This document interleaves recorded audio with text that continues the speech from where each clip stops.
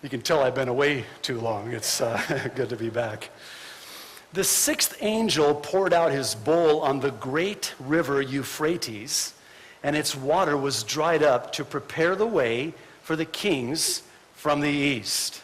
The great river Euphrates, much prophecy regarding this great river, and this prophecy tells us that the time will come when this massive river will actually dry up, and in so doing will become the catalyst preparing the way for the kings of the east to advance.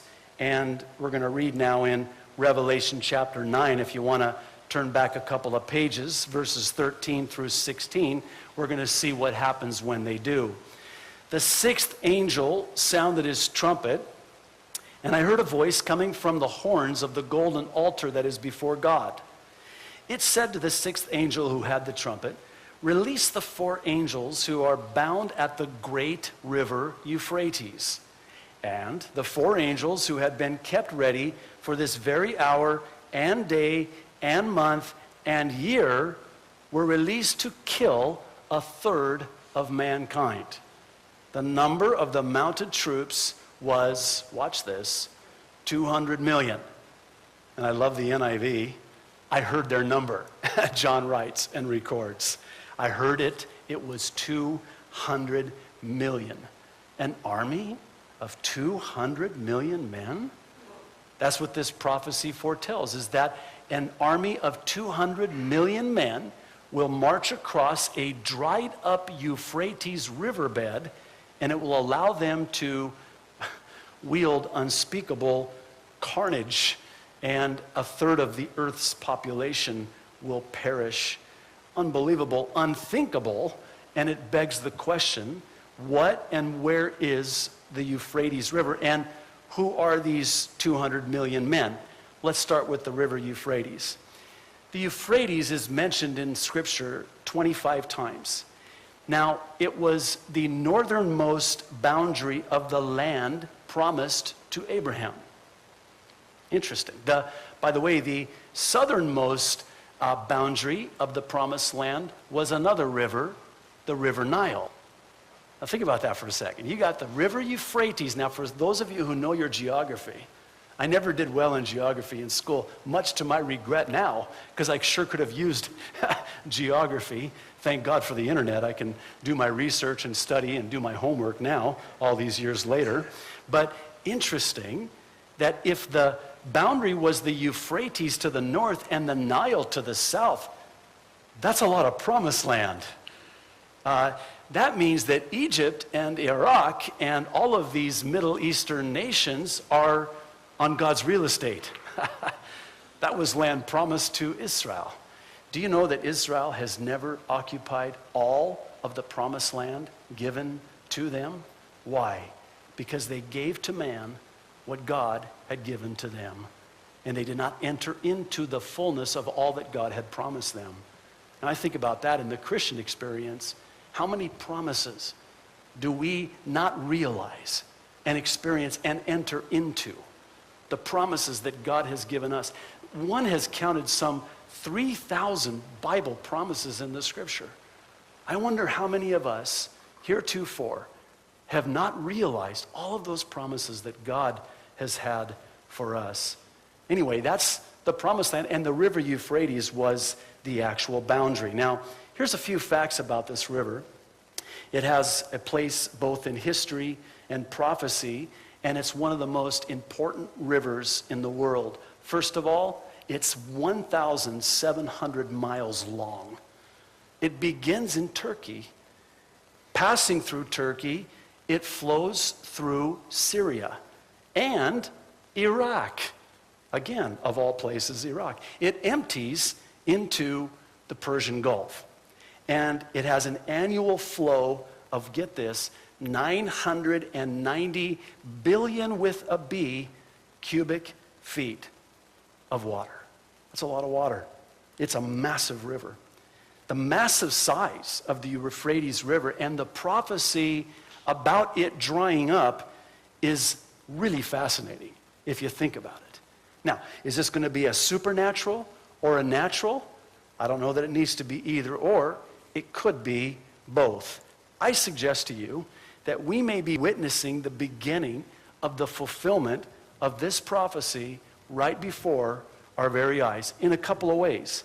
The first of which is, back in 1983, the Turks began construction of the Ataturk Dam. It basically took them 7 years to finish, pictured here, and was completed in the year 1990.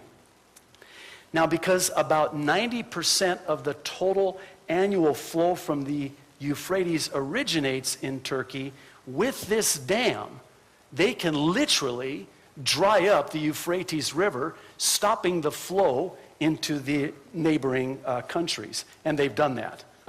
According to one source, in mid-January 1990, when the first phase of the dam was completed, Turkey held back the flow of the Euphrates entirely for a month to begin filling up the reservoir. Turkey had notified Syria and Iraq by November 1989 of her decision to fill the reservoir over a period of 1 month, explaining the technical reasons and providing a detailed program for making up for the losses. The downstream neighbors protested vehemently, as you might imagine. At this point, the Ataturk Dam had cut the flow from the Euphrates by about a third. The situation was further exasperated when, back in 1994, 4 years after its completion, the then site manager of the Ataturk Dam, located at the headwaters of the Euphrates, was quoted in the Atlantic as saying, "It is true that we can stop the flow of water into Syria and Iraq for up to 8 months in order to regulate their political behavior." Now, can you say Revelation? Chapter 12 and chapter 9? Well, chapter 16. Interesting. I'm going to show you a couple of aerials here. Some before and after pictures. I love before and after pictures.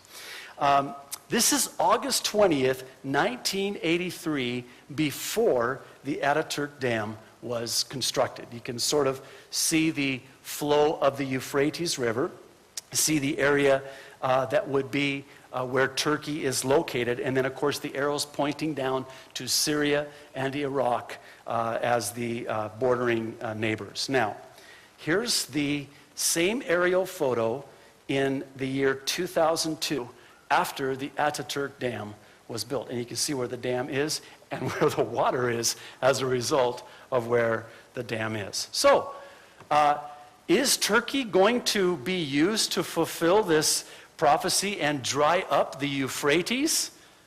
I don't know, those turkeys. But I couldn't resist. I thought, maybe I shouldn't do that. It's silly, but hey, oh well, I can't help myself. Pray for me. The Turks are going to likely, if there's water flow, use this dam and dry up the Euphrates, and it's very possible that that could be part and parcel to the fulfillment of this prophecy. But I also believe there's a second way that this prophecy could be fulfilled, and it could be because of a drought.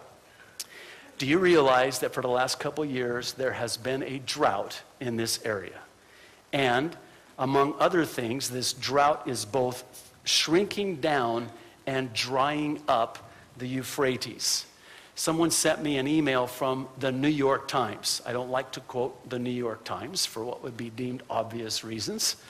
But interesting, they have a very good and well put together slideshow of the drought's effect on the drying up of the Euphrates River. And it was just this month, July 13th. They titled it The Shrinking Euphrates. By the way, you can get you can download the PDF where I have all the websites, I have all the notes, I have all the references from everything that you see here on the screen. You can go to our website, calvarychapelkaneohe.com, and download a PDF file, and it has all of this so you can do your own study and your own research as well.